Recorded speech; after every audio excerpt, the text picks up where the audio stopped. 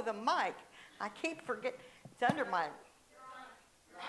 I am on?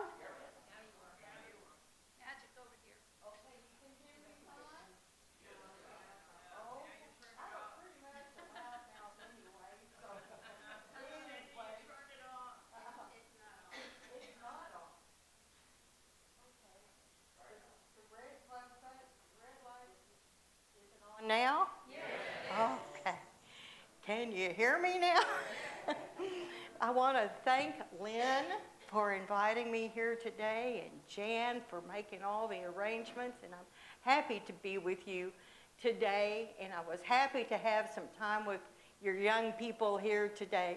And that's what I want to talk about primarily today, learning together and how important it is for adults and young people to have interaction. So many children are kind of segregated from adults in a way. You know, they're stuck in their classrooms with children their own age.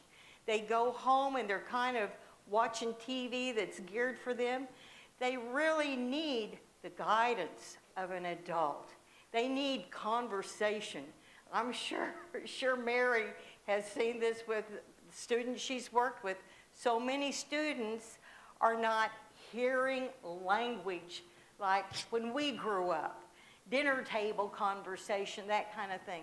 There's a lot of children that is absent in their life. And our program tries to fill some of that gap. I'm going to do something here. I've got some more toys here, people. This is just to kind of get you going. I'm going to show you a book and see if you've ever somebody read this book to you, or have you ever read this book to a child? Go, Dog, Go. This is a good beginner book. I'll bet some of you have read this book. Did somebody read that book with you? This one here. And now I'm going to really test how old you are. We got Dick and Jane. Now who has read some Dick and Jane? And I want to ask you, when you were reading Dick and Jane, was your mother sitting there? Was your sister? Was your teacher sitting there looking at the pages, reading the words one by one, reading together? And do you remember how proud you were when you were able to accomplish that? And do you know then that whoever was working with you, your mother, your teacher, whoever, also felt a sense of pride when you accomplished that? Well, that is what our program does. We do guided reading with elementary children, primarily in first and second grades. In the elementary schools, during school hours, we assign 2 students to each volunteer, and they work individually with each student for 30 minutes apiece. So it's that the magic sauce is that individual attention, because the teachers have 20 plus students, and for that student to be able to go ahead and express their idea. We're reading the story. Well, do you think Dick did the right thing? You know, to be able to go ahead and express their whole idea about things, it's not that possible in the classroom. But with our little program, they can go ahead and express themselves fully, and we encourage that. It's a wonderful program, and there's multiple beneficiaries to it. First of all, you've got the student. The student is getting that extra time reading with somebody. Some of them at home, they're not getting that extra attention that they need. And as we all know, practice, practice, practice, right? You can't do it. Oh, it doesn't just come naturally to you. It takes a lot of practice and work and patience. Anyway, the child benefits from this time together. The teacher benefits from this time together. She has a resource that she can use with a student that she can see needs just that extra attention to get the confidence, to get the practice and the confidence to go further. And then the third component is the volunteer and the benefit to the volunteers. And it is rewarding. I just want to, you heard Lynn quote one of my volunteers who had been a volunteer for over 10 years. I have 13 volunteers that have been with the program over 10 years, and one, Barbara Hood, I don't know if you know Barbara Hood, she's been with it 20 years. So I can tell you that the volunteers, if they're in the right situation, enjoy the experience. And I was just going to read you a few little quotes from a few of my 10-year volunteers, but this is one that I particularly like. I had emailed them and said, why have you stuck with this program for so long? And here was a really good one. Why have I stayed with the program for so long? Tough question. First, I like kids 5 through 7 years old are usually excited about learning new things. Those little marks on a page, they mean something. They are the keys to adventures. Their faces light up when I go to their classroom to pick them up for our reading session. I encourage them to pick out books that they like. We discover new words, new worlds, and most importantly, new confidence in their abilities. Second, I love to read. I have wonderful memories of sitting on my grandmother's lap while she read to me. I have wonderful memories of reading to my own son. Books open new portals, portals to learn, explore, and imagine other worlds. They build memories, memories that a child will carry with them forever. So that was a wonderful, you can tell that that volunteer enjoys her experience and that the children that she's working with share in that. Interaction between the generations. Here's another one that, let's see here. Well, here we go. Anyway, there were others. One man said, it's the best use of my time. You know, another lady said, well, it's fun, and at the end of the year, we get to have a nice luncheon. You know? We do enjoy ourselves there.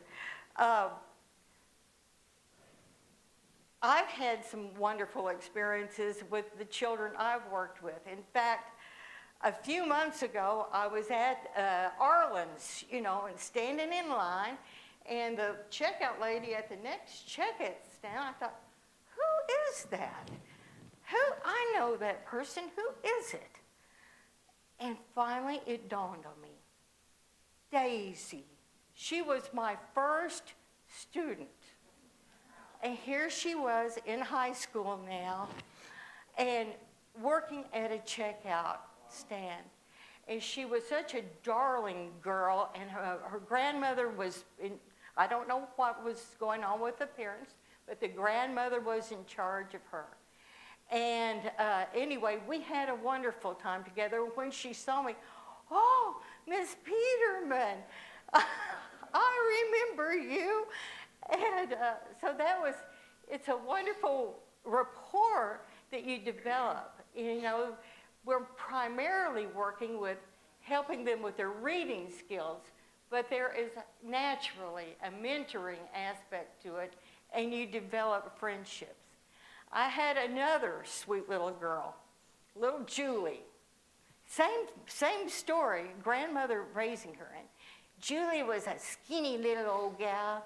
She wore glasses, And she was always trying to be funny and always had something funny to say and kind of fidgety and stuff like this. Anyway, she was just a sweet little gal. And we were walking along, and she was telling me about she needed to go to her dance class. And she said, you know, I'll never learn how to I will not be able to do this in time. I said, well, Julie, just show me the steps, what you do remember. So every time I would go see her, I would ask her, okay, let's do these steps. I was trying to teach her that if you practice, you can learn it. Later on, one day she says to me, we're working on the sight words. And she says to me, you know, Susie is smart. She knows all of her sight words. I said, oh, hold on, Julie. Hold on. You're smart too. You're smart too. You can know all of these. You just need practice. You need to practice. That's the difference. Susie practices her words. You need to practice. This is how you succeed. So I made her a list of sight words to take home. I gave her some paper. Said, go home and practice writing them. If you practice writing them and saying them, you'll get it. You'll get it. You know, it's funny. So much of it is a matter of confidence that they need to develop. And the only way to develop it is to succeed at it, to do well at it. And that's where we come in, trying to just help them find those ways of learning. I had a little fellow this year who, he hardly spoke. The counselor, I wasn't doing it, but then the counselor saw me one day. He said, can you help me with this fellow? I said, well, I'll do my best. Anyway, this kiddo, I could hardly get a word out of him. And it was hard to even find something that excited him. You know, it just took me the longest time. And the librarian told me, she said, well, he really is troubled in a way. Evidently, he grew up, every time he would peep, they would give him a laptop or something. There was always a screen in front of him. And she said when he first came to school, and he's in second grade, we had to take that away from him, and it was just, it was really disturbed him. Really disturbed this child about that. So he was having to kind of just adjust to being in a classroom and just using words to communicate. And anyway, the way I worked with him on this, I finally figured out, I bought a couple of little matchbox cars. And I had these words that were in our Go Dog Go book, and I wrote them down on this long thing, and I had all these little lines. I said, okay, we're going to play Park the Car. I'm going to read a word, and I want you to park the car. Find that word and park the car on that word. I finally kind of had a little bit of a breakthrough there. Now, many of our schools, the teachers send the books that they want you to work with the students with.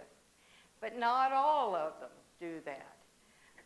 Many of them, the reading specialist will have materials for you. In any event, the volunteers, it doesn't cost you anything. The materials that you need to use are at the school. This is a very cost-effective program because we already have overhead. We already have a school building, and we have spaces that we can work with our students. And the materials that we need, the books that we need. We encourage our volunteers to explore the school library for books.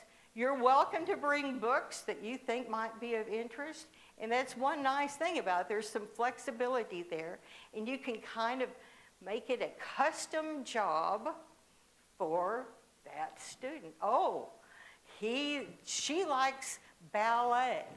Oh, let's go to the library and we get a book about ballet. It's a wonderful program, and it's simple, but it's effective. It's simple, but it's effective.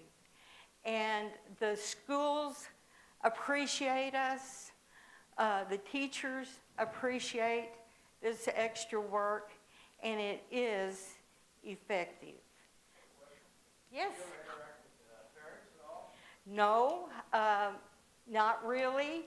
I wish we could, and I've often wondered if we couldn't have some sort of session sometime where we could invite the parents and just give them some guides, give them a few guides about working with their student at home. If they would just spend 10 minutes a day.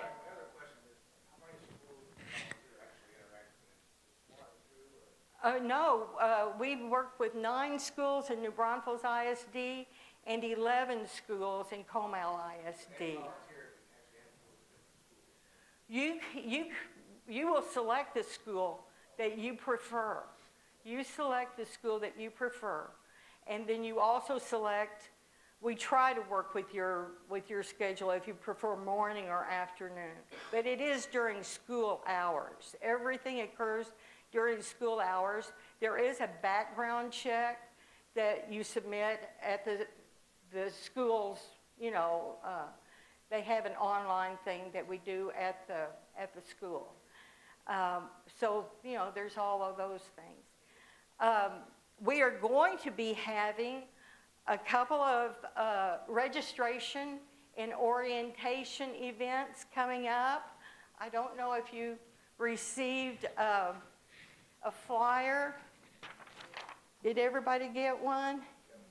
If you need one, I have plenty. I have plenty. But we'll be having 2 orientations, one for volunteer prospects who would prefer to work in New Braunfels ISD schools, and I have the schools listed here.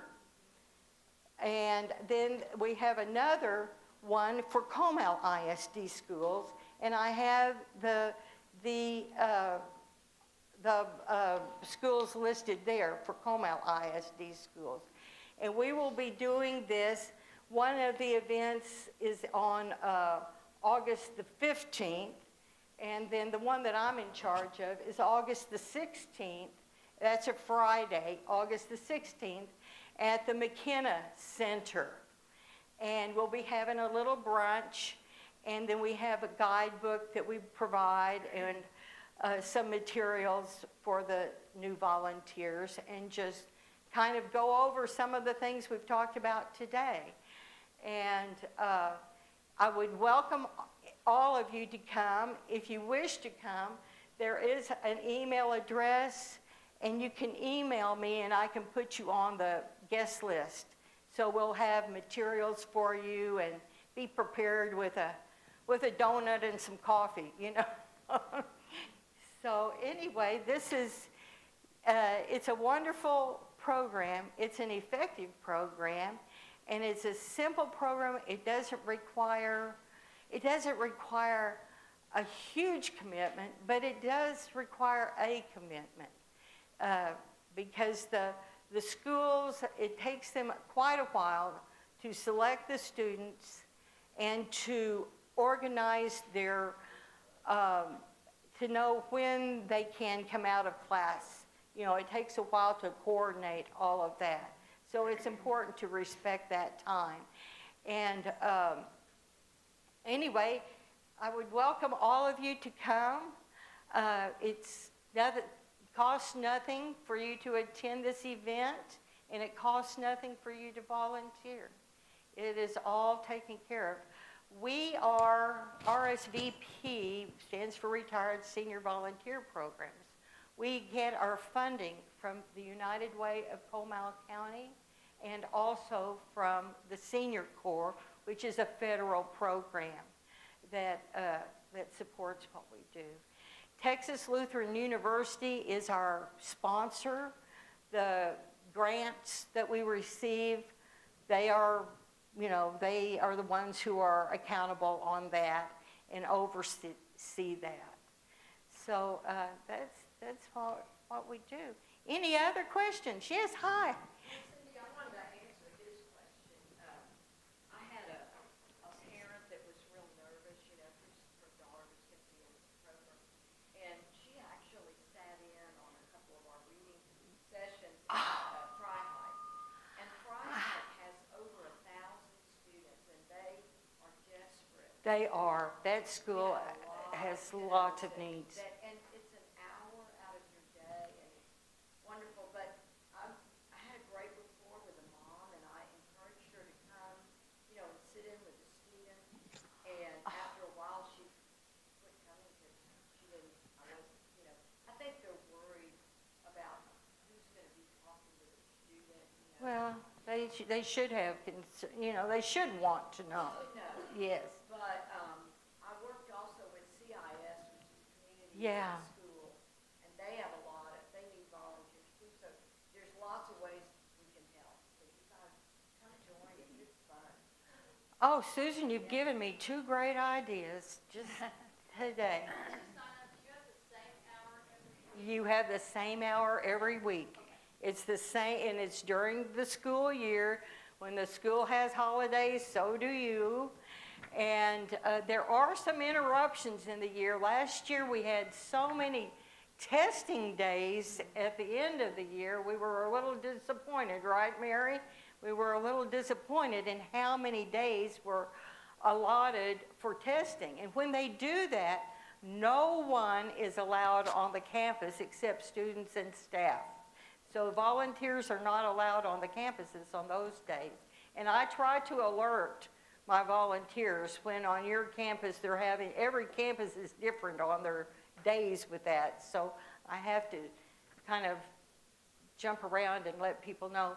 But it's, there are, the one complaint I've had really is we didn't have enough time with our students from the volunteers, including Mary Powell, your friend Mary Powell, who had emailed me some comments about this, and she said she enjoyed working with her students. She had 2 darling girls at County Line, and then she made a wonderful observation. She said, Cindy, so many people are concerned about the qualities of schools. She said at County Line, she said, I found that school to be student-oriented and very, very helpful, felt safe, felt warm, a welcoming place for children. So I thought that was an interesting observation. So, any other questions? No? Have I filled my time? Oh, well, hold on. No. All right, if everybody has had all their questions answered, and if everybody has a flyer, if anybody needs a flyer that gives the information about the orientations, I'll be happy. I had one question. You can sign up. You can sign up, Wade. Just send me your info. Tell me what school you prefer. How about Carl Schurz? You live close to Carl Schurz. Okay. Well, we'll work. We can work with you. We can work with you on that. Any other questions? Do you have more than one volunteer competing together with another volunteer at the same time with their kids? Sometimes. It's always a challenge in these schools because there's so much overcrowding for them to find locations. So sometimes you're sharing a space with another volunteer, but you can work with that. We always try to have a table and 2 chairs, and then a place for you to work with them. we provide a notebook, a spiral notebook for each student, which is a very useful thing. While you're reading, if they stumble over a word, I always like to jot down that word. And then when we're through reading, I might have them write it a couple of times, use it in a sentence, reinforce like that. So the orientation and training, we will go through a lot more detail about those things. But primarily what we do in those sessions, those 30-minute sessions, guided reading, where, like we were talking about, reading along, having them read to you. Sometimes I just read to the child, just reading where they're hearing it. Just reading to them is a good thing. Then we have our sight words, and you might want to work a little, learning how to